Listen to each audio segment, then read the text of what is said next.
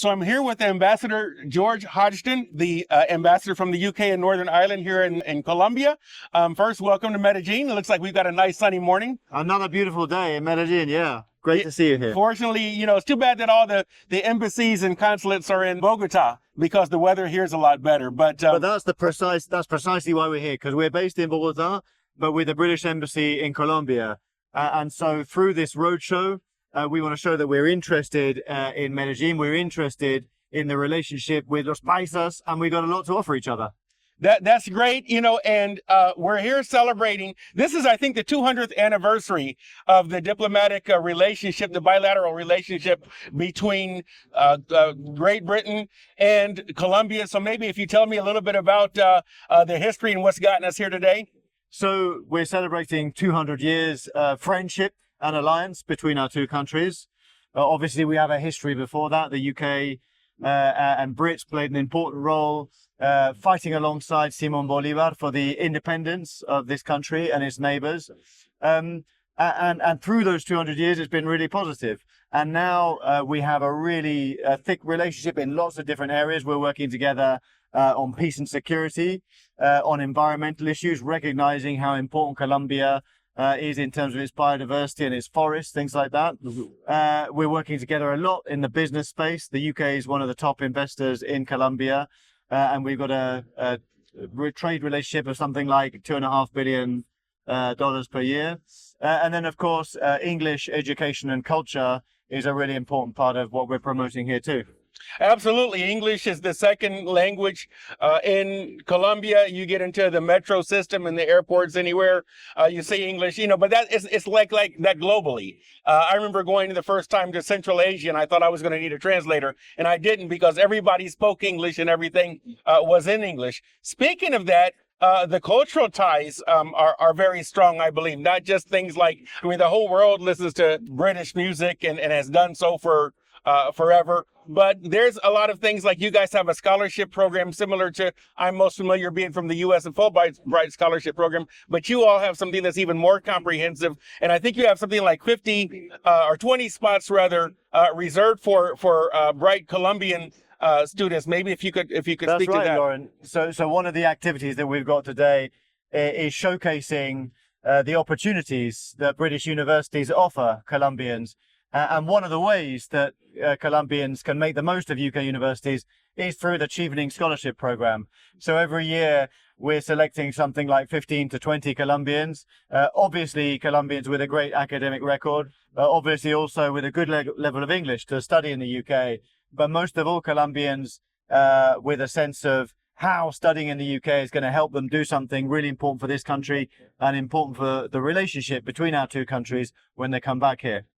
Now, a lot of major British companies are investing and have invested here in Colombia. We talk about infrastructure and engineering.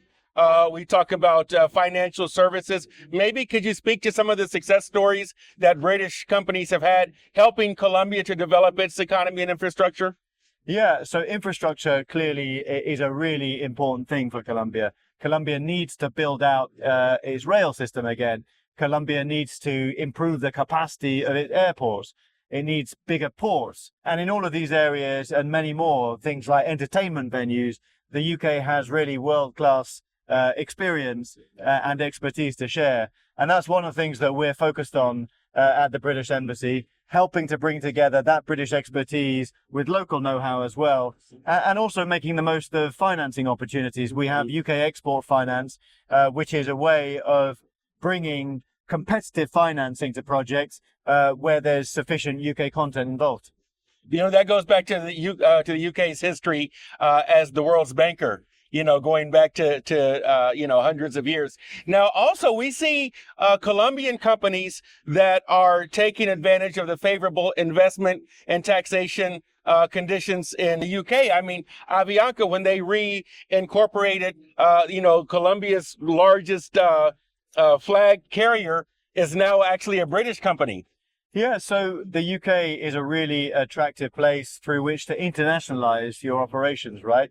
Whether you're a big company like Avianca, but we've had other recent decisions to domicile in the UK, a huge company called Elite Flowers, particularly perhaps the world's biggest cut flower company domiciling in the UK, but also for smaller companies, right? You know, thinking about things like tech startups, looking to expand internationally. The UK is a great place to do that from a number of different points of view. So access to financing, access to other markets, access to talent, and all of these things mean that more and more Colombian companies are looking at the UK as a way of reaching the British market, a European market, but also Africa, Asia, the Middle East.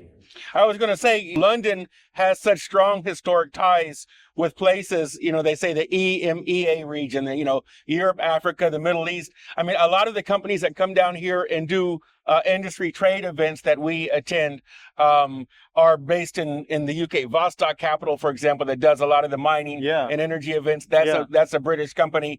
We always participate with them. GFC, that does the financial events. That's a London-based company as well. And I think what is kind of the secret sauce that helps London or helps the UK more broadly to maintain that leadership position globally, no matter the environment seems to change every 20 years. We have a new, you know, there was the Cold War. I'm old enough to remember the Cold War. And you know, we're going into a time now of where a lot of the multilateral institutions are sort of under attack. But the UK has been able to really kind of be steady through that and maintain its relationships. What's kind of the key as a diplomat, and you've had to study this and become versed in it, what is the key to the UK's success in that respect? So I think openness. You know, we want talented Colombians. We want ambitious Colombian companies and companies from all over the world to come to the UK.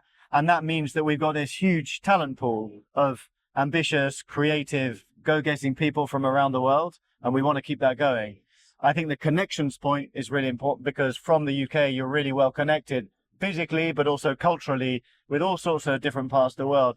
And then finance is really important to any business, right? And London is one of the most, alongside New York, the most important financial centers in the world. And so that means you've got access to financial opportunities, to capital. That is absolutely important in growing a business. For investors, for executives that want to investigate further the commercial and investment opportunities in the UK, is there a site or an agency or a ministry or what are the first steps that an interested company or individual should take? Absolutely. So the British Embassy is here to help, is the basic message. We've got a fantastic team. We've got people here in Medellín, but we've got people in Bogotá as well. We've got specialists in how to use the UK to internationalize your business. And so get in touch with us at the embassy through our social media, our website. We've got contact information on there. And then we can guide you. We can signpost you as you need. Great. Well, George, great talking to you. All right, thanks very much. Absolutely. And we'll hopefully cover you more closely in the future. Great to meet you.